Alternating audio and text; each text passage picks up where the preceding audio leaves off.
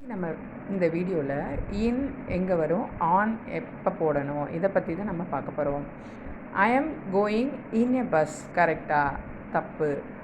I am going on a bus. ஏன் on போடணும்? எது மேலெலாம் நம்ம ஏறி போகிறோமோ, எதுலலாம் நம்மளால் நிற்க முடியுமோ அதுக்கெல்லாம் நம்ம ஆன் போடணும். ஐ am going in a car. காரில் நம்மளால் நிற்க முடியாது, அதனால் இந்த சென்டென்ஸ் கரெக்ட். இப்போ ஐ am going in a flight. ஃப்ளைட்டுக்கு உள்ளே நம்ம இருந்தாலும் ஃப்ளைட்டில் நம்மளால் என்ன பண்ண முடியும், நிற்க முடியும். அப்போ ஆன் அ ஃப்ளைட்டு தான் correct. Public transport, large vehicles, இது எல்லாத்துக்குமே நம்ம ஆன் தான் போடணும். ஏன்னா மேலே ஏறி தான் நம்மளால் லாரியில் உட்கார முடியும்.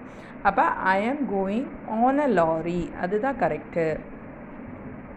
ஐ am going in a bike.